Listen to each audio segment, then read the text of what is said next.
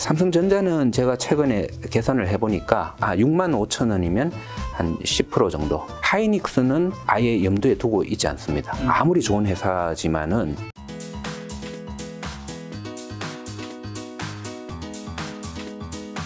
어쨌든 교수님은 지금 주식이 이제 싸다고 하는 지점이라는 거잖아요. 네네네. 그렇죠. 네. 근데 아까 전에 싼 주식이 워낙 많다고 해주셨는데, 네. 그러면 그만큼 이 친구들은 나중에 떨어져도 사실 더 떨어질 의미는 별로 없고 오를 폭이 그만큼 크다는 거일 텐데, 네. 어느 쪽에 지금 싼 주식이 많은 건가요? 저는 원래 그 금융 쪽에 일을 했었고요. 네네. 뭐 또 집도 여의도고. 그러다 보니까 여의도에 있는 회사들 주로 많이 투자를 했죠. 여의도에는 근데 뭐 은행도 있고 증권도 있고 네. 보험도 있는데. 주로 정권주를 상당히 오래전부터. 그런데 제가 이제 은퇴하기 전까지는 네. 몇 종목 가지고 있지를 못했어요. 제가 아무래도 그 직업이 펀드 매니저니까 그렇죠. 투자의 제한 같은 게 그렇죠. 있기 때문에 몇 종목 보유를 하지 못하다가 그래도 대부분이 정권주로 그렇게 보유를 하고 있었고요. 그 보유하고 있던 정권주들이 사실은 작년에 꽤 많은 수익을 주게 됐고, 네. 그래서 그 비중을 그때는 이제 좀 많이 비싸졌으니까 비싸면 팔아야죠. 비싸졌을 때는 팔면서 이제 다른 종목으로 교체를 많이 했었거든요. 네. 그때 교체를 할 때 여기에서 신규로 내가 매입한 그런 종목들이 쭉 있죠. 쭉 있는데 그거는 정권주가 아닌 게 꽤 있습니다. 예, 그래서 뭐 이미 뭐 다른 데서 신규로 한 거는 뭐 삼성카드, KTNG, 삼천리, 네. 현대차증권, 농심홀딩스, 슈피겐 코리아. 네. 예, 뭐 그런 정도인데 그런 것 중에 그런 거를 이제 그때 매입을 했잖아요. 네. 그런데 여기 금방 매수한 그 종목들이 최근에는 가격이 또 꽤 괜찮았어요. 주가들은 많이 빠지는데 여기는 플러스 된 게 많거든요. 네. 수익을 깨주는 게 있어서 여전히 좋지만 여전히 좋은 것들이 많지만은 작년에 샀던 것들이 비중을 지금 다시 줄이고 다시 지금 많이 떨어지고 있는 정권주 쪽으로 정권주 쪽으로 다시 투자를 하고 있는 그런 상황입니다. 비중을 늘리고 있죠. 근데 요즘은 그전에는 제가 중소형 정권주 쪽을 많이 투자를 했다면 요즘은 대형 정권주가 그전에는 비싸서 못 사 먹었는데 뭐 이거 툭불 등심이라서 못 먹었는데 요즘은 보니까 이 정도면 나도 먹을 수 있겠는데 그래서 지금 열심히 정권주 대형주 쪽으로 그런 쪽으로 좀 투자를 하고 있습니다. 그러면 나머지 은행과 보험은 거의 안 하시는 건가요? 은행주는 그 코로나 사태 때 그때 비중을 좀 많이, 그래서 제가 보시면 여기 한국증권금융 같은 경우도 거의 은행 성격을 가지고 있고요. 뭐 기업은행이나 그런 쪽을 저작년부터 좀 매입을 해놓고 있고요. 예, 지금은 은행은 그냥 중립적으로 계속 그냥 약간의 교체 매매를 하면서 그냥 보유하고 있던 거를 계속 보유하는 그 정도로 하고 있습니다. 자, 그럼 증권주가 지금 싸다고 해주셨는데 뭐 단순히 싸다고 살 수 있는 건 아니잖아요. 향후 어쨌든 좋게 보시는 뭐가 있기 때문에 사시는 걸 텐데 왜 좋게 보시는 거죠? 싼 게 최우선이고요. 싸고 그다음에 그 계산하는 방식이 다 있잖아요. 제가 계산하는 방식이 이런 주식은 10년 뒤에 어느 정도의 순자산을 가질 것이냐. 그거를 먼저 예측을 하거든요. 그거를 이제 ROE 분석을 통해서 이 ROE가 어느 정도 ROE가 유지되면 10년 뒤에 순자산 가치와 그리고 지금의 가격을 복리로 비교를 해요. 복리로 비교하면 기대 수익률을 구할 수가 있는 거죠. 이거는 이제 제가 뭐 감히 추정컨대 워렌 버핏이 맨날 내가 투자하는 것은 가격이고 내가 얻는 것은 가치다라는 그 말을 가지고 저도 이제 그런 방식으로 계산을 해보게 됐는데요. 그런 방식으로 했을 때 상당히 지금 높은 예를 들어서 일부 대형 증권사도 지금 기대 수익률이 18%, 19% 그 정도로 계산되는 주식이 나오더라고요. 그래서 저는 굉장히 지금 고맙게 생각하고 그런 거를 매수를 하고 있습니다. 궁금한 거는 아까 전에 이제 이 가격을 미래 가격을 전망하진 않는다고 하셨잖아요. 네. 지금 현재가 가치가 이제 싼 건지만 확인한다고 하셨는데 네. 그럼 이제 사놓고 한 다음에 전망을 하지 않으면 언제 팔죠? 어떻게 팔죠 이거를? 그 기대 수익률이 지금 제가 그랬잖아요. 18%짜리를 산다고 그랬잖아요. 네네. 첫째는 절대적으로 기대 수익률이 낮아졌을 때. 네. 그러니까 계속 꾸준하게 그 가치와 가격을 비교를 하면서 기대 수익률을 계속 구하죠. 그런데 가격이 상승하면 예를 들어서 제가 18%짜리를 샀어요. 18%짜리를 샀는데 네. 가격이 2배로 갑자기 올라 버리잖아요. 네. 그러면 기대 수익률이 반으로 떨어져요. 9%로. 그러면 9%면 파는 거죠. 가격이 올라서 기대 수익률이 떨어졌을 때 그때 파는 거고요. 네. 두 번째는 계산해 보니까 나는 가치가 어느 정도 이 정도인 줄 알았는데 네. 제가 잘못 계산해서 가치가 생각보다 훨씬 떨어져. 그럴 때도 기대 수익률이 떨어지거든요. 그럴 때도 팔 수는 있죠. 네. 그런 경우는 그런 가능성이 없는 주식을 잘 선정을 해야 되겠지만은 네. 뭐 그럴 경우에는 어쩔 수 없이 그럴 때는 손절도 가능한 거죠. 가치가 떨어져서 매도를 해야 될 때가 있고요. 그 다음에 제가 18%에 샀는데 8% 샀는데 그냥 뭐 가격 조금 올라서 뭐 한 15% 아직 여전히 나와 좋은 수익률을 좋은 가치로 측정이 되고 있는데도 파는 경우가 있어요. 그건 지금 작년에 제가 신규 매수했던 것들을 네. 지금 일부 매도를 하고 있습니다라고 하잖아요. 네. 그 이유가 뭐냐 하면 이거는 지금 15%, 14% 정도 기대 수익률을 가지고 있는데 갑자기 다른 주식 종목들이 폭락을 하는 거예요. 그러더니 18%, 20%짜리가 생기는 거예요. 네네. 그러면 지금 은행에 가서 예금을 들 때 네네. 지금 5%짜리가 있고 10%짜리가 있으면 어디에다가 10%요. 10%에 들잖아요. 그렇죠. 똑같아요. 나는 이거 15%인데 20%짜리가 있네. 그럼 팔고 이걸 팔고 이쪽으로 교체 매매를 하는 거죠. 이거를 상대 가치 매매라고 합니다. 그래서 그런 상대 가치 매매를 하기 위해 요거보다 더 좋은 게 있을 때 일부 그렇게 옮겨갈 때 매도를 할 수가 있고요. 네. 절대적으로 가격이 올라서 충분한 이익을 실현하면서 매도하는 경우도 있고 예, 그런 식이 되는 거죠. 교수님 말씀 들어보면 이제 기대 수익률이 굉장히 중요한 것 같은데. 그렇죠. 예. 네. 그럼 해당 종목의 기대 수익률과 매수 가능 주가를 계산하는 방법을 네. 좀 더 뭐 구체적으로 알려주시거나 만약에 네. 좀 그게 더 쉽게 설명해 주실 수 있다면 뭔가 실제 종목을 선정하고 그 다음에 가치를 산정하는 방법까지 사례로 좀 얘기해 주신다면. 일단 뭐 제 책에 거기 잘 서술돼 있는데 책을 살 필요는 없으실 거예요. 왜냐하면 많은 그 블로거 분들이 그 제 책 안의 내용들을 잘 그 해석을 하고 뭐 사례를 들면서 얘기도 많이 하고 있더라고요. 네. 그래서 그런 거 참고하셔도 되고요. 아까 말씀드린 그 학생들이 네. 만든 그 자료에도 상세히 그 계산 방식 같은 게 설명이 되어 있습니다. 설명이 되어 있고 이 계산 방식을 이용해서 종목을 어떻게 선정하는지 또 그렇게 나와 있으니까 그것도 참고하셔도 좋고요. 네. 가장 기본적인 방식은 제가 아까 말씀드린 것처럼 네. 현재의 가격과 10년 뒤에 예상되는 순자산 가치 BPS예요. 네. 그게 순자산 가치 10년 뒤에 이 회사는 BPS를 어느 정도 가질 것이다. 어느 정도 BPS가 될 것이다.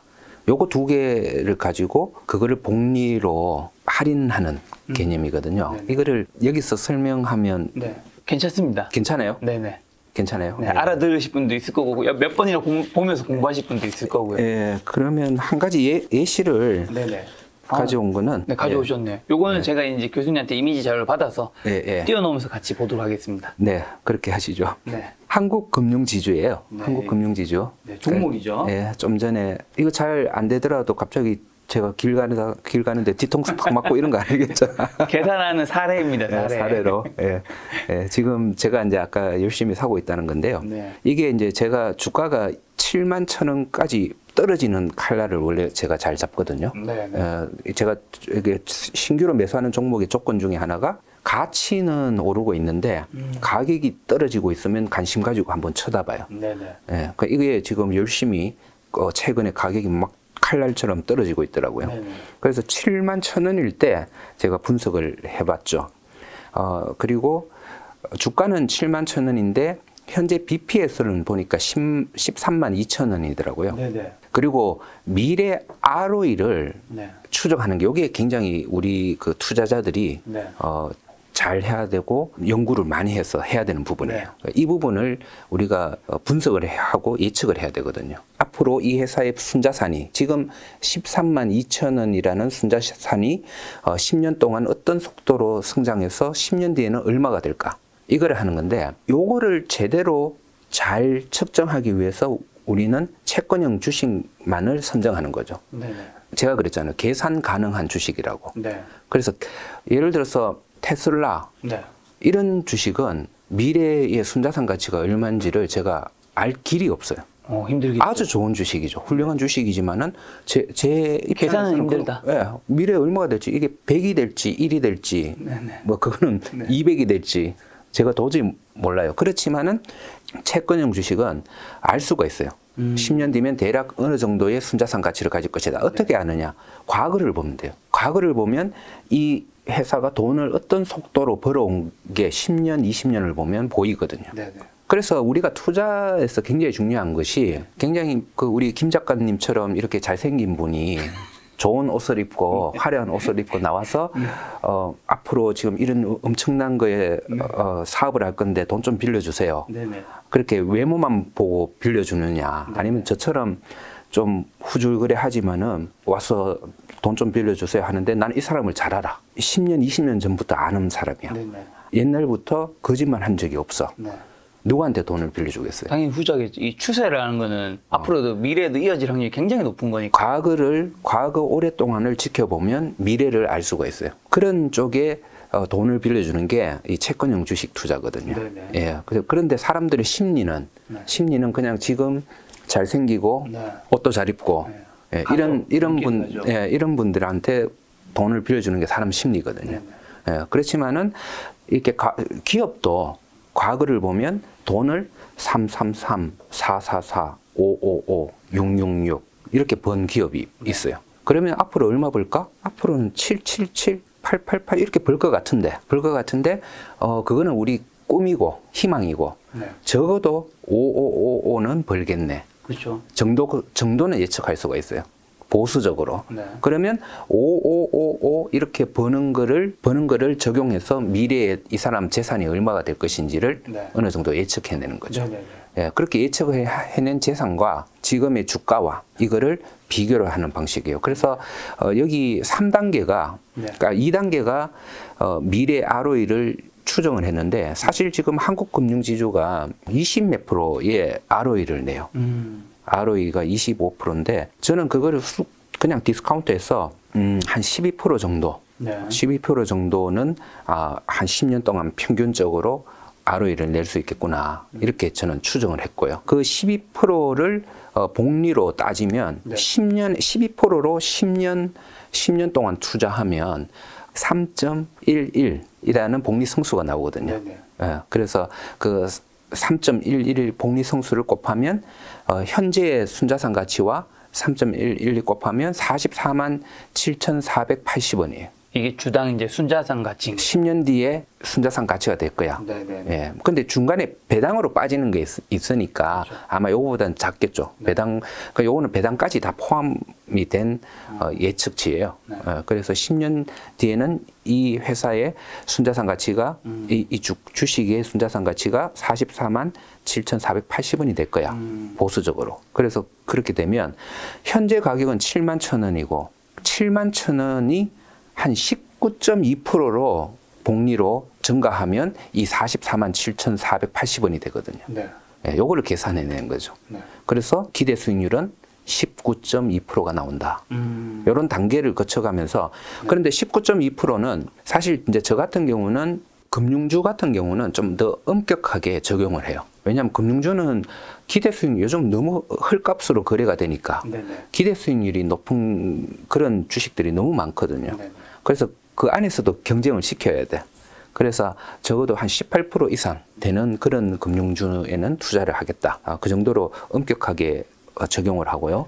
일반적으로는 한 15% 이상, 기대 수익률이 15% 이상이 되면 투자하겠다. 이렇게 되고 있고요. 그 다음에 삼성전자 같은 경우는 네네. 개인적으로는 11% 이상. 그리고 현대자동차 그러니까 이런 초우량주 같은 경우는 뭐 한 12%, SK텔레콤 한 12%, 뭐 이런 식으로 네. 좀 기준을 다르게 적용을 시키고 있어요. 이것도 채권의 개념이에요. 네. 왜 그런가 하면 채권에도 클래스가 있거든요. 채권에는 어떤 클래스가 있냐면 국채 클래스가 있고 트리플 A 들어보셨죠? 트리플 A 클래스가 있고 더블 A 클래스가 있고 그냥 뭐 BBB 클래스가 있고 이렇게 신용도에 따라서 그 회사가 얼만큼 더 좋으냐에 따라서 그렇죠. 등급이 다 나눠져 있잖아요. 네. 그리고 그 등급에 기준되는 금리가 다 다르게 적용돼요. 그 예를 들어서 국채는 3%라면 트리플 A 회사채의 금리는 뭐 그거보다 좀 높아야 되고 뭐 3.5%, 더블 A는 뭐 한 4% 이런 식으로 그 클래스마다 적용되는 그 기준 그 금리 수준, 네. 예, 적정 금리 수준이 다르잖아요. 네. 그런 것처럼 이 채권형 주식에도 그 주식의 클래스에 따라서 네. 조금씩 다르게 적용시키는데 금융주 같은 경우는 제가 현재 18% 이상이면 네. 매수할 수 있으니까 지금 계산은 19.2%가 나왔고 그러면 매수하겠다라는 의견이시고 그리고 아까 전에 말씀해 주신 게 이 19.2%보다 더 높은 기대수익률이 나오는 또 다른 종목이 있으면 이거를 팔고 그걸 사는 거고. 예, 근데 20% 이상짜리는 네. 국내에 거의 없을 것 같아요. 네. 예, 아직 잘 못 봤고 이런 것들을 웬만하면 이제 계속 보유하고 있는데 네. 이게 가격이 만약에 올라서 좀 뭐 한 15% 정도로 기대 수익률이 내려갔는데 또 다른 20%짜리가 있다. 뭐 그러면 충분히 교체 매매 하겠죠. 예. 근데 방금 전에 삼성전자 얘기해 주셔서 네네.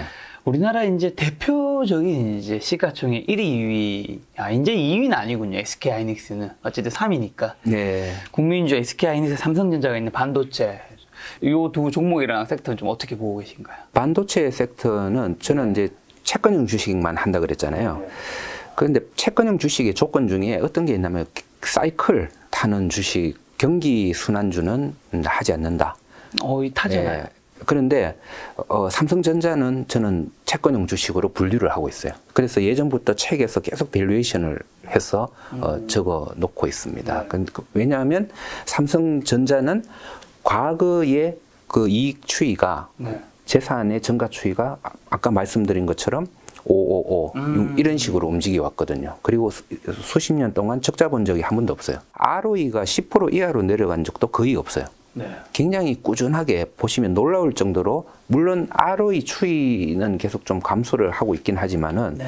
놀라울 정도로 꾸준한 이익을 계속 내는 주식이거든요. 네. 그래서 삼성전자는 채권형 주식이다. 가장 큰 이유가 그 사업 포트폴리오에 있다고 저는 보고 있거든요. 네. 반도체만 하고 있는 게 아니고 휴대폰, 가전, 뭐 이런 것, 서비스 부분 이런 것들이 서로 어우러져 있어 한쪽이 좀 약하면 다른 한쪽이 또 괜찮아지는 그런 포트폴리오 효과가 있기 때문에 그런 꾸준한 이익이 나온다 이렇게 생각해서 계속 계산을 하고 있고요. 하이닉스는 아예 염두에 두고 있지 않습니다. 아무리 좋은 회사지만은 이거는 내가 예측 불가능하다. 네네. 왜냐하면 반도체만 집중적으로 하고 있기 때문에 반도체 경기 한 말이 되잖아요. 네. 그래서 이거는 내가 10년 뒤에 순자산 가치를 예측할 수 없다 해서 하고 있지는 않아요. 삼성전자는 제가 최근에 계산을 해보니까 기대 수익률이 65,000원이면 한 10% 정도 네. 그렇게 나오는 가격이다. 이렇게 네. 저는 계산을 하고 있습니다. 네. 그럼 지금 뭐 가격대가 싼 건가요? 저는 아까 삼성전자는 11%면 산다고 했잖아요. 네네. 그래서 저는 사실은 제가 투자하기에는 조금 아직은 좀 남아 있어요. 아직은 조금 더 비싼 느낌이 있는 것 같아요. 교수님 입장에서는. 그러니까 저는 정말 싸야지 사니까. 네네. 예. 그런데 일반 분들 이제 삼성전자 위주로 투자를 하시는 분들, 네. 장기로 그렇게 하시는 분들한테는 지금은 뭐 한 65,000원 수준이면 충분히 네. 예, 10% 정도 기대 수익률을 가지고 네. 가야 매수할 수 있는 그런 상황이다. 예, 네. 그렇게 생각을 하고 있습니다. 그럼 옆 동네 이제 자동차 섹터에 현대차, 기아가 있는 이쪽은요? 자동차는 그나마 요즘은 그렇게 경기를 타는 주식이 아니기 때문에 네. 어느 정도 계산이 가능하고요. 네네. 현대자동차 제가 최근에 주가가 좀 많이 떨어졌잖아요. 네, 그렇죠. 예, 그러면 저는 계산해 보거든요. 예, 계산해 보는데 생각보다 기대 수익률이 많이 나오지는 않더라고요. 오히려 삼성전자보다 낮은 한 99% 정도? 네네. 9% 정도 기대 수익률이 나왔고요. 그 이유는 최근에 지금 돈은 잘 벌 거예요, 아마. 지금 환율에서는 돈을 잘 벌 수밖에 없는 구조고 앞으로 계속 잘 벌 거지만은 그 돈 버는 그 가격에 비해서 그 돈 버는 거에 비해서 그 가격 자체가 지금 좀 높은 수준이다라는 거고요. 그 이유가 아마 과거 뭐 3년 전 이럴 때보다 그 가격 수준이 삼성전자가 확 오른 것보다는 현대자동차가 오른 게 훨씬 더 클 거예요. 그런 가격 상승이 워낙 컸었기 때문에 그런 이제 실적은 좋지만은 아직 그 가격으로는 조금 굉장히 또 네. 조심스러운데 예, 좀 비싸다. 저는 현대자동차는 한 12% 기대 수익률일 때는 이제 매수할 수 있다. 뭐 그 정도로 생각을 하고 있습니다. 기아는요? 기아는 제가 계산을 안 해봤는데 안 해본 이유가 현대자동차는 가격이 많이 떨어졌더라고요, 최근에. 기아는 이렇게 좀. 기아는 별로 안 떨어졌더라고요. 네네. 그럼 뭐 비쌀 것 같네 하고는 제가 안 해봤습니다. 제가 그렇게 뭐 주식 지금 전문가도 아니고 네네네. 그냥 개인적으로 이렇게 보는 거기 때문에 네. 그렇게 모든 걸 다 분석을 하고 뭐 이런 건 전혀 아니죠. 저는 그 채권형 주식이라는 게 우리나라에 그 상장되어 있는 주식이 한 2,000개에서 3,000개 그 정도잖아요. 네. 근데 채권형 주식으로 분류되는, 그러니까 계산할 수 있는 주식은 200개에서 300개밖에 안 돼요. 200개, 예. 300개밖에요. 예. 거의 한 10%, 예. 많게는 15% 정도예요. 예. 그리고 그 중에서도 제가 관심 있게 가끔씩이라도 보는 종목은 50종목 미만일 거예요. 예.